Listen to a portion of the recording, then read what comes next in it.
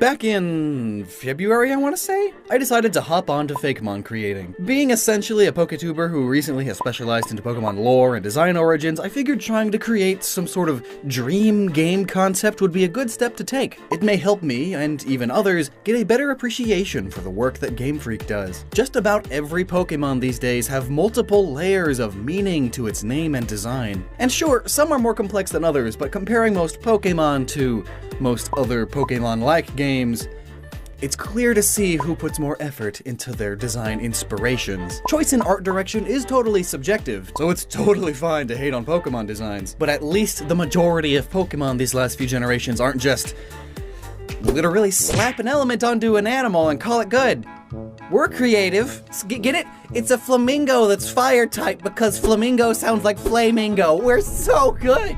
As you'll see in my backlog of videos, I really nerd out when their concepts are just purely amazing. Orbeetle has one of the best design philosophies, or circular reasoning, I don't know what to call it, but it's good, okay? Anyway, I wanted to make a dream concept, so here's the beginning of a, 6-part video series where I'm just explaining all of my ideas.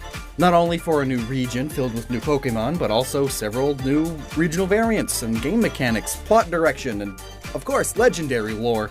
And, of course, what better place to start than with the starters? Let's go! Oh yeah, I should probably also mention, I am very bad at art. Like, graphic design, sure. Video editing, sure. Photoshop, heck yes. But don't you dare ask me to draw anything, because these are the results you'll get. So I commissioned a load of Fakemon artists to help me out with this series. And credit where credit is due. While fundamentally the ideas and researched connections are mine, I worked with a lot of these designers' own ideas on how to make them look even better too. They really helped a lot. In the case of these starters, they are all the work of Oscar Belmont, at rgreywind on Twitter. He's also done a lot of work for Mr. Buddy, who coincidentally is also doing a region based on the Pacific Northwest right now. So the starters, they need to fit the region they are in at least a little bit, right? I think so. So to fully understand why they are the way they are, you gotta know the region. Welcome to the Cascade region. Originally spelled with a K and then a C, but I just kept messing it up and adding a second K, so I decided screw it, it has a second K now. It's based on where I live, the Pacific Northwest, but rather than just literally the Pacific Northwest states, I decided to get a little more creative with it. See, I like when Pokemon regions are based on real places, but they take a lot of liberties with that place. The most recent region is the best example. Galar is based on Great Britain, but if you flipped all of its features upside down and it was basically just England, like England took over Scotland and Wales and moved all the cities around. So what I did with the Cascade region was take Oregon and Washington, which are similar sized, and basically overlaid them on top of each other, and then mushed in some border elements, so like southernmost British Columbia, western Idaho, and northern California. But I'll get way more into the details in the region video. Here are your starters. Lompus, Thurple, and Burbwhirl. Now, the pattern lovers among you will notice that they fit the theoretical idea that the starters of the same type have certain things in common, like the fire starters coming from something similar to the Chinese zodiac. Here's the snake. The grass starter being extinct megafauna. Here's a North American Ice Age camel. And the water starter being a weapon or warrior class. This one's more apparent in its evolutions. So let's start with Lompus. It's super cute, and I love it. It's based on a camelops, which are the common ancestor between camels, llamas, and alpacas. Both alpacas and North American camels have some extremely fluffy fur, and camels are famous for their insane drought resistance, able to store extra water in their humps. So I wanted the plant that it's mixed with to have both of those properties, which pointed me directly to pampas grass. Look at how fluffy it is! While most common in the grasslands of South America, pampas grass and its relatives have made their way all the way up to Oregon as well. And would you look at that? Camel grass. A very close relative.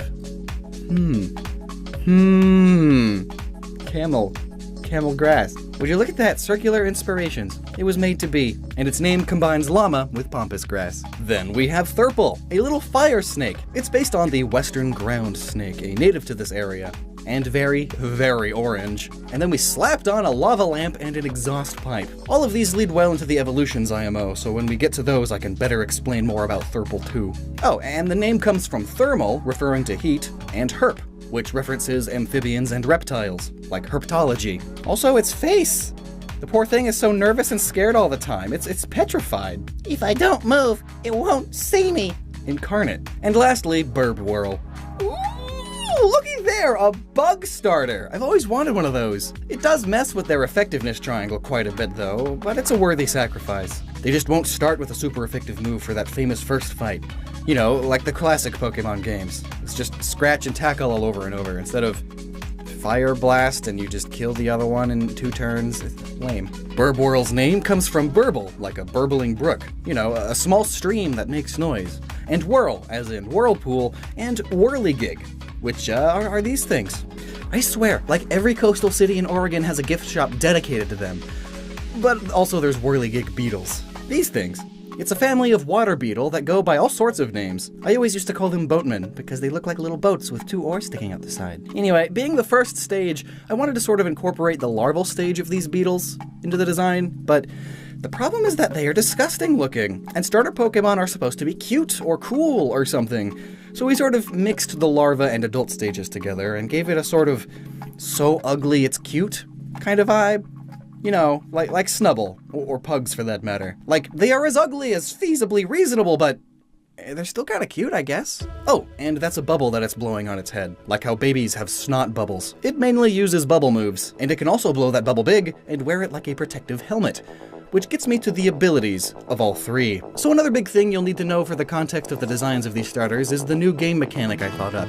Now, to keep it extremely simple for now, as I'll have a whole explanation video about it later, the whole region has extreme seasons and weather, and has filled the Pokemon here with a sort of weather energy. Battles are not only fought directly like normal, but control of the weather is a big deal again. And certain weather conditions can stack, and there's a whole lot more of them. That'll be its own video. But since that's the whole thing, I wanted the starters to all sort of reference this in their abilities, and even in what they are based on. Burbwhirl here is able to blow itself an air bubble, which protects it and its line from weather effects that impact air quality. In a way, it's kinda like Araquanid's head, except it's still an air bubble. Thurple is literally and figuratively hydrophobic. It's scared of getting wet, hence the pattern on its eye making it look worried. But it really has nothing to fear because, well, it's a bit hydrophobic. Water slides off of its rubbery body, rendering it immune to the effects of rain and snow. And then Lampus. Well, it's a camel, and camel grass, so it's drought resistant. It's immune to weather effects that change temperature. So all together, they cover the spectrum of weather effects. Oh, and one last thing. A big part of starter design philosophy is that they each have their own personalities, often a cute, cool, and funny one. So Thurple is a funny little scaredy cat, snake. Lampus is just cute as heck, people love it, though a lot of people are also allergic to its fluffy bits. But that doesn't stop it from having a good time. It's just happy in the sun always, and then there's Burbwhirl, who gets cool later. Trust me. I mean, let's just evolve it right now.